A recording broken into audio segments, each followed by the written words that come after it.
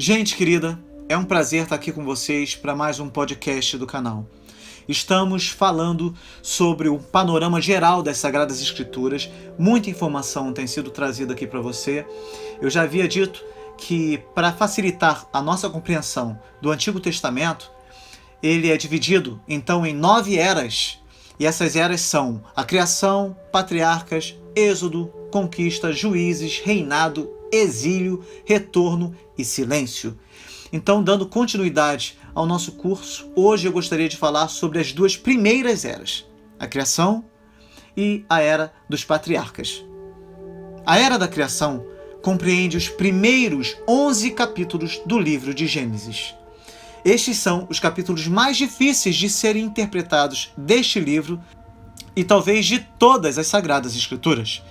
O status da cosmologia hebraica é descrito nestes capítulos. A cosmologia é a área da ciência que estuda a origem do universo. Ou seja, em toda a Bíblia, os 11 primeiros capítulos se destinam a descrever a origem de todas as coisas e a partir do capítulo 12, por outro lado, o caráter histórico do livro é fortalecido. Costumávamos pensar que o universo era simplesmente nossa galáxia, a Via Láctea. Hoje sabemos que galáxias são tão comuns quanto lâminas de grama em um prado. Elas chegam a quase 100 bilhões. Como alguém pode compreender o incrível tamanho desse universo cheio de galáxias? Para tais distâncias incríveis, cientistas e astrônomos pensam em termos de tempo e usam o telescópio como máquina do tempo. Medem o espaço por uma unidade chamada ano-luz, a distância que a luz viaja em um ano, a velocidade de 300 mil quilômetros por segundo, que é a velocidade da luz. Ou seja, isso daria mais ou menos 9 trilhões de quilômetros em um ano. Se você pudesse atirar uma arma cuja bala viajasse ao redor do mundo à velocidade da luz, a bala cruzaria o mundo e passaria por você 7 vezes em um segundo. Você consegue imaginar? Talvez mais do que todo o resto, o mistério e a imensidão de nosso universo capturam nossa imaginação e nos levam a uma fascinação sobre o assunto da criação. Há incontáveis coisas desconhecidas e muitas inacreditáveis. Vamos agora começar a explorar a era da criação. Há 4 grandes eventos dentro da era da criação: a criação propriamente dita, a queda, o dilúvio e a Torre de Babel. A criação é o primeiro assunto tratado na Bíblia, pois está no primeiro versículo do primeiro capítulo do livro de Gênesis. Então veja só. Gênesis 1, versículo 1, nos diz assim: No princípio, criou Deus os céus e a terra. O que isso significa? Um modo muito interessante de interpretar esse texto é considerando que o princípio seria a criação do tempo, já que Deus, sendo eterno, não precisaria de tempo, diferente de sua criação. Os céus devem ser entendidos como o espaço, ou o firmamento, onde os luzeiros e estrelas seriam colocados depois. E a Terra seria toda a matéria criada, e não apenas o planeta Terra. O que a Bíblia está nos afirmando é que Deus trouxe à existência os 3 elementos básicos para tudo que viria a acontecer depois. Veja só, no princípio, que elemento é esse? Esse elemento se chama tempo. E lembre-se que Deus não precisa de tempo, ele é eterno. Deus também criou os céus. Que elemento é esse? Esse elemento se chama espaço. Todo o espaço que existe no universo. Deus também criou a terra, no sentido de matéria. Ou seja, os 3 elementos básicos para a construção de todas as demais coisas, tempo, espaço e matéria, estão presentes no primeiro versículo de Gênesis. Olha só que coisa interessante. Veja só que coisa grandiosa. Não há como refutar essa verdade. Veja bem, estamos partindo do pressuposto, ou seja, da lente criacionista, pois o texto bíblico nos diz que Deus criou. De acordo com esta interpretação, Gênesis 1 está nos dizendo que Deus criou tudo o que existe no princípio. E se alguém perguntar, no princípio de quê? Você já tem a resposta. No princípio do tempo, já que o princípio seria a criação do tempo, pois Deus não precisa do tempo. Ele é o criador do tempo. Ele não tem princípio nem fim. Ele vive na eternidade. Eternidade podemos definir como a ausência de tempo. Portanto, quando falamos da criação, estamos falando de tudo que foi criado, tudo o que existe. De acordo com a cosmologia, o universo é a soma de tudo que existe juntamente com as suas leis físicas. O universo é formado por galáxias, estrelas, nebulosas, planetas, satélites, cometas, asteroides e radiações, e outras coisas mais que os cientistas ainda não descobriram, como é o caso da matéria negra, que é uma forma de matéria, mas que não se comporta como a matéria comum e que compõe 85% do universo. O nosso sistema solar, o Sol e todos os planetas, incluindo os que ainda não foram descobertos, é comparado a uma moeda sobre o continente sul-americano. O continente sul-americano, no caso, é a nossa galáxia, a Via Láctea. Não é impressionante? O universo também possui mais de 100 trilhões de galáxias anãs e um número tão grande de estrelas que seria impossível contá-las. Imagine que você foi à praia e encheu o balde de areia e depois, ao voltar para casa, você quis contar quantos grãos de areia havia no balde. Você derrama a areia do balde sobre a sua mesa e começa a contar e vai anotando para não se perder na conta. Dá para ter uma ideia da quantidade de grãos de areia que estão no balde? Agora, fique sabendo que, segundo os cientistas, o número de estrelas no universo corresponde a cerca de 3 vezes o total de grãos de areia de todas as praias e de todos os desertos do planeta Terra. Os cientistas já disseram que para você contar todas as estrelas da Via Láctea, somente desta galáxia, levando 1 segundo para cada estrela, você demoraria aproximadamente 2.000 anos. Em Jó, capítulo 11, versículo 7, está escrito: Poderás descobrir as profundezas de Deus? Poderás desvendar a perfeição do Todo-Poderoso? E são muitos os que nos nossos dias negam a existência de Deus ou se voltam contra toda a ideia de Deus porque na realidade não conseguem explicá-lo ou comensurá-lo. No Salmo 147, versículo 4, lemos que Deus não apenas conta todas as estrelas, mas também as chama pelo nome. Isaías 40, versículo 12 nos diz: Ora, dizei-me, quem pôde medir as águas na concha da sua mão? Quem conseguiu avaliar a extensão dos céus a palmos? Medir o pó da terra com o alqueire? Ou calcular o peso da terra? Ou ainda pesar as montanhas na balança e as colinas nos seus pratos? Se é difícil de imaginar o tamanho do universo, você consegue imaginar quem é Deus? Quem é Deus para você? Eu espero sinceramente que depois desses dados, por mais imprecisos que eles possam ser, a sua definição de Deus tenha sido transformada, seja grandemente ampliada e que você não se esqueça de que, ao tentar definir Deus, você sempre estará a trilhões de anos-luz de sua correta definição. Dito isto, se você deseja saber com maior profundidade o que significa a criação, assista ao vídeo O que é o Universo. Ele está disponível aqui no nosso canal no YouTube. Você vai ficar de queixo caído com a grandeza do Senhor Criador. Eu falo isso porque quase sempre a visão que temos do nosso Criador é tão limitada que chega a ser um grande pecado reduzir Deus, esse Deus da glória, esse Deus glorioso, infinitamente poderoso, a conceitos e ideias tão minúsculas de seres tão pequeninos e limitados quanto nós. E o mais maravilhoso é saber que Deus se humilhou assumindo a forma de homem, num corpo como o nosso, um corpo de barro, para morrer em nosso lugar, levando os nossos pecados e recebendo em si mesmo toda a ira divina e nos outorgando a justiça de Cristo, a qual nos tornou aceitáveis, puros, santos aos olhos de Deus. Esse é o Evangelho, palavra de vida para os que são salvos, mas palavra de condenação para os incrédulos. Você que me ouve, considere o conselho de Isaac Newton. Ele viveu do ano 1643 ao ano 1727, e mesmo diante da limitação científica daquela época, quando comparada com as descobertas científicas de nosso tempo, não é?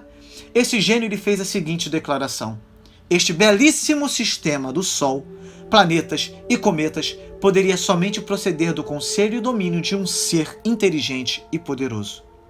Segundo Francis Schaeffer, em seu livro Gênesis no Espaço-Tempo, a crença num Criador pessoal está no cerne do livro de Gênesis. O fato é que muitos consideram os capítulos 1 ao 11 de Gênesis como sendo os capítulos mais importantes da Bíblia, pois Gênesis é o livro das origens.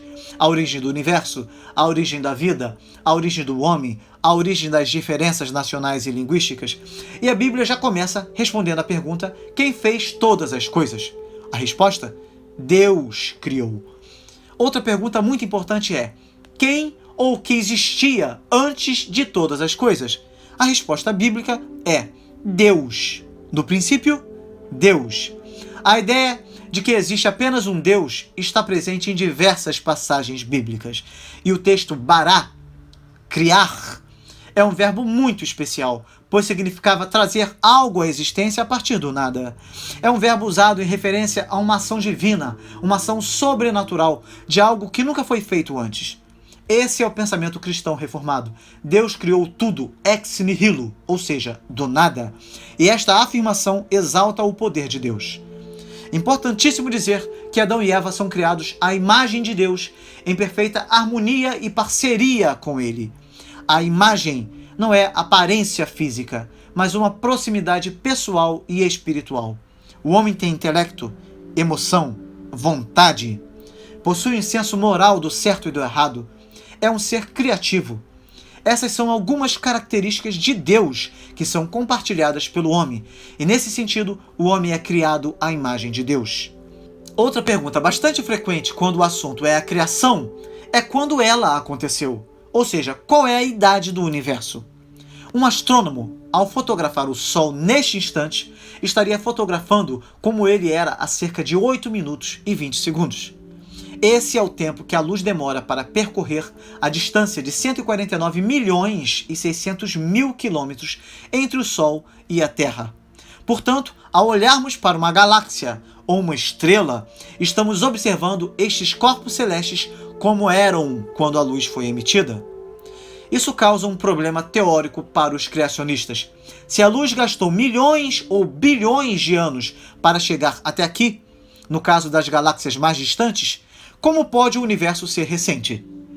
Quando observamos as galáxias com um alto valor de redshift, que é o desvio para o vermelho, esse desvio ocorre devido à expansão do espaço em si, isso é, o comprimento de onda aumenta diretamente como resultado da expansão do universo, nós deveríamos vê-las ainda no estado jovem, ou em alguns casos, até mesmo em estágios de formação.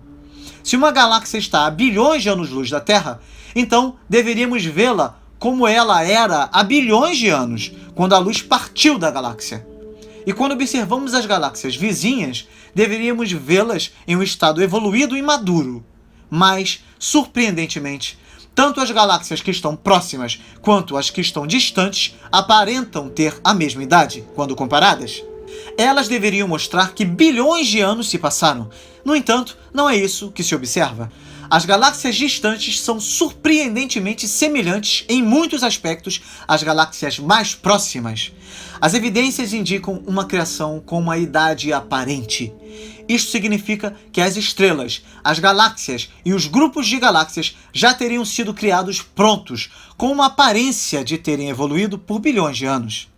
Uma analogia seria comparar as galáxias com Adão.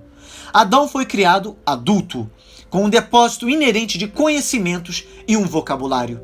Se uma pessoa entrasse no Jardim do Éden 5 minutos depois da criação de Adão, seria capaz de conversar com ele e provavelmente concluiria sob as pressuposições que Adão estava lá há muitos anos.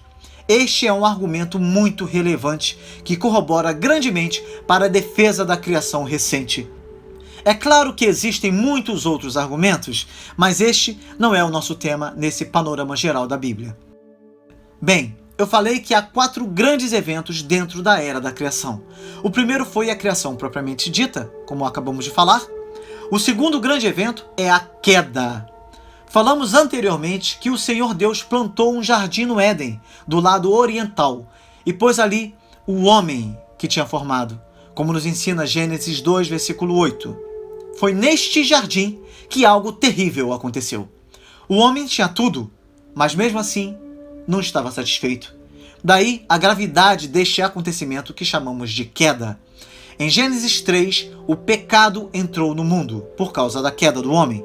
Satanás, aparecendo na forma de uma serpente, seduziu Adão e Eva a se rebelarem contra Deus e a violarem a única proibição que Deus havia feito: não comer da árvore do conhecimento do bem e do mal.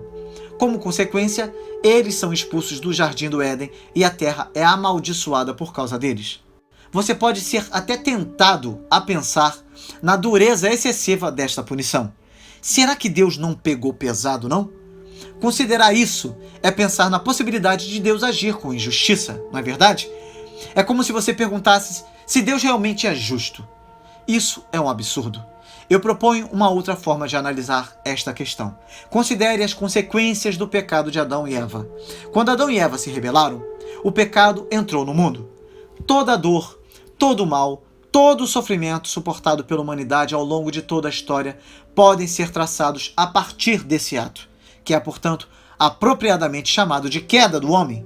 O homem caiu da posição que ele tinha diante de Deus, pois apesar de não ter morrido fisicamente naquele dia, o homem morreu espiritualmente no momento em que pecou. E o que Deus fez? Deus destruiu o homem e a mulher? Foi isso que ele fez? Não. Diante do pecado, Deus foi ao jardim do Éden procurar por eles. Foi nesta ocasião que Deus revelou o seu eterno plano, de que da mulher viria aquele que esmagaria a cabeça da serpente, aquele que teria o seu calcanhar ferido, mas venceria o pecado e a morte para sempre. E porque venceu o pecado e venceu a morte, Jesus pode perdoar pecados e oferecer vida eterna para todo aquele que nele crer. O terceiro grande evento é o dilúvio. Podemos definir o dilúvio da seguinte forma: ele foi um julgamento pelo pecado. O texto de Gênesis 6, versículo 11, nos diz que a terra, porém, estava corrompida diante da face de Deus e encheu-se de violência. Ou seja, o homem pecador foi se multiplicando em número. Da mesma forma, se multiplicou sua tendência a pecar, até que chegou o momento em que Deus só pôde encontrar 8 pessoas dispostas a viverem uma relação correta com ele: Noé, sua esposa, seus 3 filhos e suas esposas. E é interessante notar que Deus preservou Noé e sua família por uma causa justíssima. Deus havia feito uma promessa a Adão e Eva no jardim do Éden por ocasião da queda. Que promessa era essa? Vocês lembram? A promessa de que o Salvador viria da descendência da semente da mulher. Este é o cerne da mensagem bíblica. João 3,16 nos diz assim: porque Deus amou o mundo de tal maneira que deu o seu Filho unigênito, para que todo aquele que nele crê não pereça, mas tenha a vida eterna. A Bíblia deixa bastante claro que o Senhor viu que a maldade do homem se multiplicara sobre a terra e que toda a imaginação dos pensamentos de seu coração era só má continuamente. E nos diz que Deus enviou o dilúvio para destruir o homem de sobre a face da terra, desde o homem até o animal, até o réptil e até a ave dos céus, não deixando dúvidas de que o dilúvio foi universal e que tudo que tinha fôlego de espírito de vida em suas narinas, tudo o que havia em terra seca, morreu, com exceção de todos os que, pela arca, foram preservados. O quarto grande evento dentro da era da criação é a Torre de Babel, que se encontra em Gênesis 11. Após o dilúvio, Deus mandou o homem se espalhar, povoar e subjugar toda a terra. Uma figura importantíssima que aparece no cenário bíblico de forma muito discreta é Nimrod. Ele foi um grande guerreiro, um líder espiritual que, em desobediência a Deus, conquistou cidades e as uniu para um propósito muito maior: o estabelecimento do seu reino em oposição ao reino de Deus.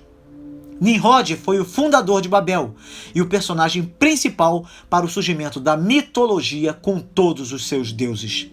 Esse é um assunto obrigatório para todo aquele que deseja compreender a Bíblia com maior profundidade. Você precisa assistir ao vídeo do canal que fala sobre Nimrod, a Torre de Babel e a origem dos deuses e mitos. Sua mente será aberta para a compreensão da história a partir de Nimrod. Portanto, o que aconteceu com a Torre de Babel?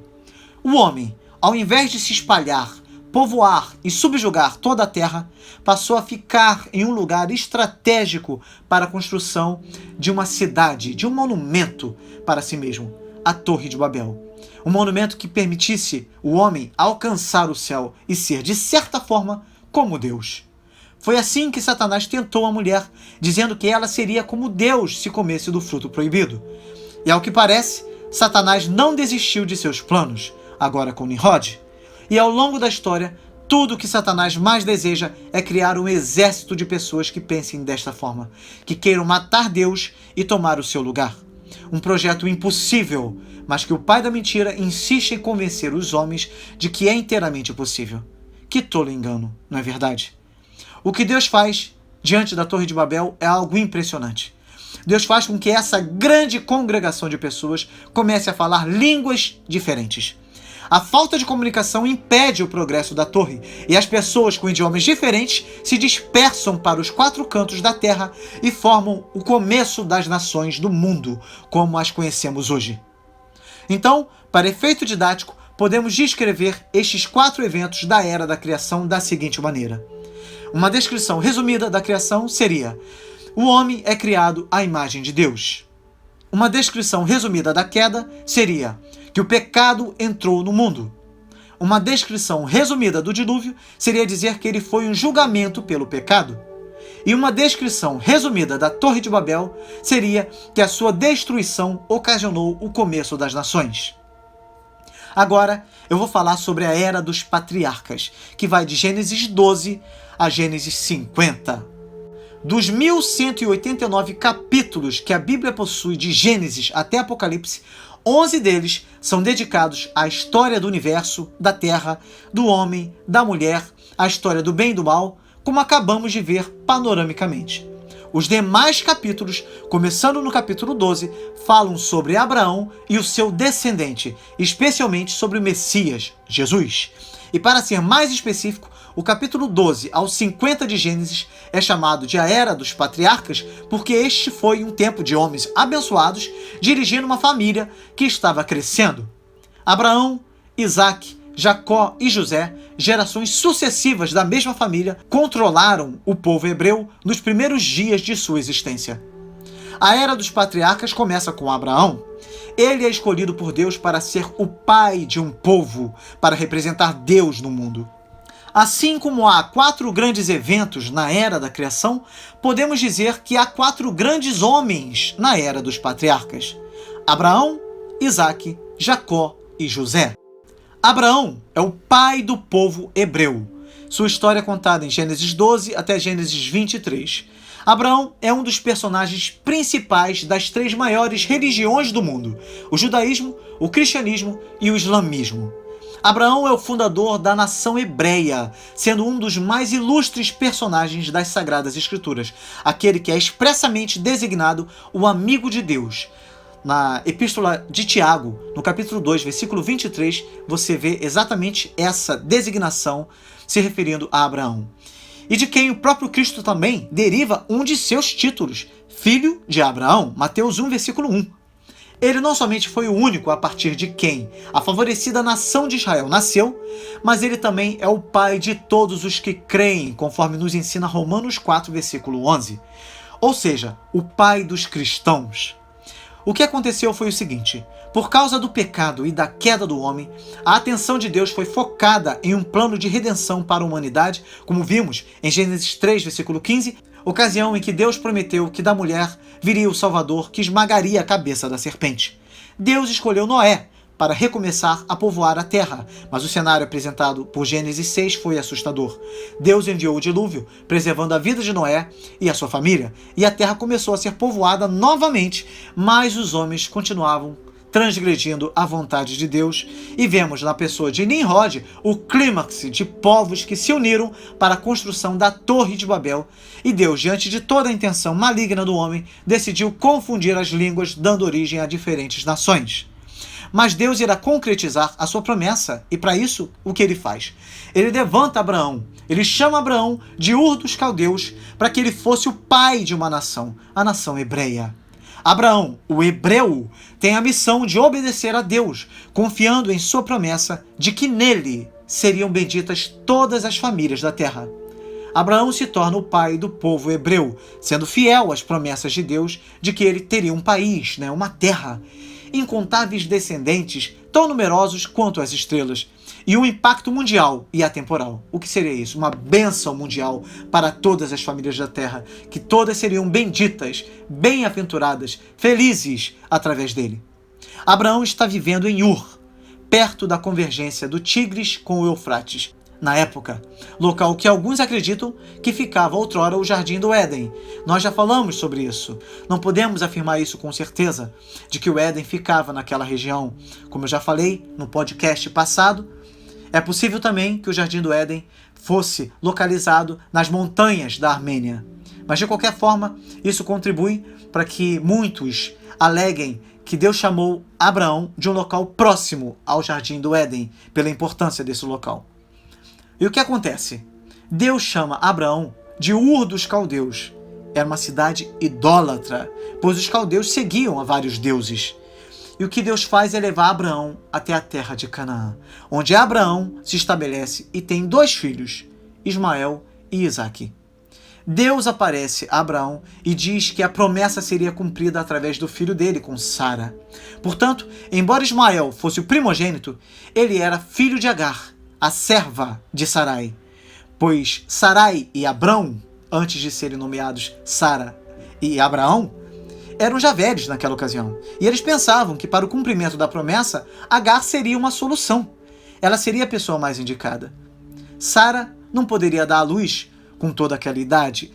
Era o que eles pensavam. Mas, no entanto, os planos de Deus eram outros. E Deus faz uma visita a Abraão, na ocasião em que ele se chega a Abraão com 2 anjos. Ele tem uma refeição com eles e firma a promessa dizendo que Sara daria à luz um filho. E é exatamente esse filho, Isaque, o filho da promessa, tá? O filho escolhido por Deus para que a sua promessa fosse cumprida. E é exatamente Isaque o segundo grande homem da era dos patriarcas. Isaque ele se torna o segundo pai da promessa, quando a realização das promessas de Abraão passa para ele. Gênesis 24 a 26 fala sobre isso. Isaque ele testemunha vários grandes milagres durante a sua vida. Ele vive na terra de Abraão, ele torna-se próspero e morre velho depois de ter tido 2 filhos, Esaú e Jacó. A expectativa é que Deus fizesse muitas coisas por meio de Esaú, pois ele era o filho mais velho, ele era o primogênito, mas ele rejeitou o direito da primogenitura por um prato de lentilhas oferecido por Jacó, pois não via as coisas pelos olhos espirituais. O terceiro grande homem da era dos patriarcas é Jacó, o pai da nação de Israel. Gênesis 27 a 35 fala sobre sua história. As promessas dadas a Abraão são passadas para Isaque e depois para Jacó, seu filho mais jovem, pois Esaú, como eu falei, perdera o seu direito de primogenitura para Jacó.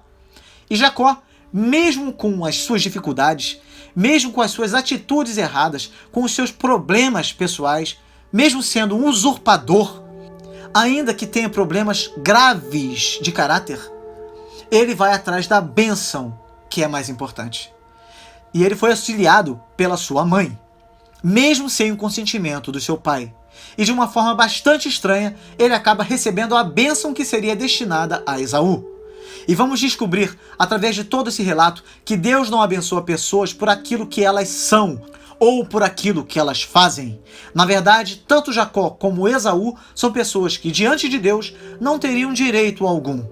A grande verdade é que Deus nos abençoa apesar de nossos problemas. E essa história vai mostrar exatamente isso.